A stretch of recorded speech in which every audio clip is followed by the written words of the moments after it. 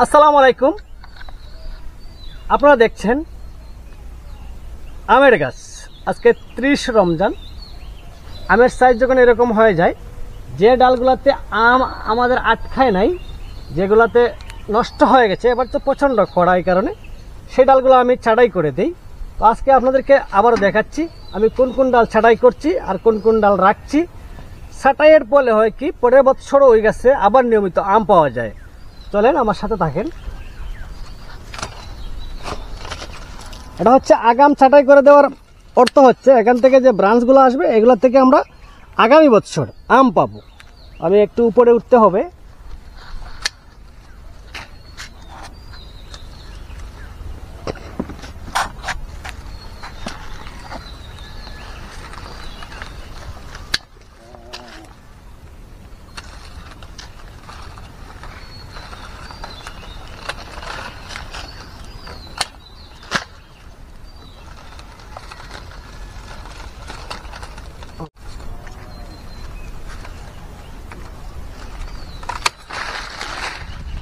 এর মধ্যে আম আছে?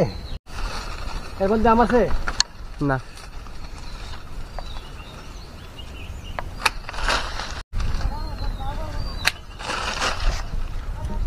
এটাই আছে? এটাই না, এটা তো নাই।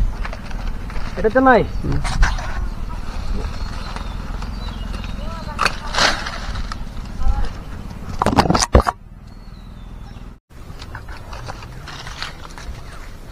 এটা হচ্ছে ব্রুনাই কিং। দেখেন অনেক ডালে আম মিস করছে, সব ডালে তো থাকলে উপায় থাকবে না, কারণ এটা আমের ওজন হয় প্রতিটির ওজন 3 থেকে 4 কেজি। তো 3 থেকে 4 কেজি ওজন আম এরকম একটি গাছে আর কয়টা নিতে পারবে? অনেকটা ঝরে গেছে নিজ ইচ্ছায়। ঝরে যাওয়ার পরে আমরা এই কাজটি করে দিচ্ছি, যেটাকে এভাবে যেগুলোতে আম রইল না এগুলো আমরা এভাবে সুন্দর করে ছাঁটাই করে দিলাম। আরও ঝরবে, সবগুলা থাকা এই গাছের বেলায় সম্ভব নয়, গাছ দুর্বল। ডাবের গাছে সর্বোচ্চ 2 থেকে 3টি আম থাকলেই যথেষ্ট। দেখা যাক আল্লাহ কতটা রাখে।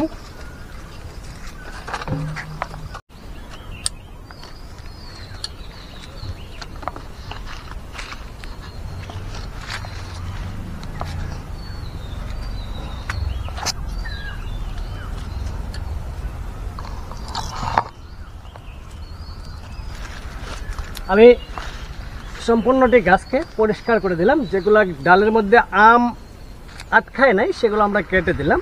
এখন আমাদের একটা কাজ করতে হবে। এখানে কি কাজ করতে হবে সেটা, এই যে আমরা ডালগুলো কেটেছি, একটি ছত্রাকনাশক অবশ্যই আমরা এখন স্প্রে করে দিতে হবে। সেটা হতে পারে কার্বন ডাজিম, আর সেটা কপারও হতে পারে, সমস্যা নেই। কার্বন ডাজিমও দিতে পারি, কপার জাতীয় দিতে পারি। সারাটি গাছে আমরা স্প্রে করে দেব। এই আমের উপরে যদি পড়ে কোনো সমস্যা হবে না, আরও ভালো হবে। আমরা কপার দিতে পারি অথবা কার্বন ডাজিম দিতে পারি। তো আশা করি বুঝতে পেরেছেন, এই প্রুনিংয়ের ফলে কিন্তু অনেকটা লাভ রয়েছে।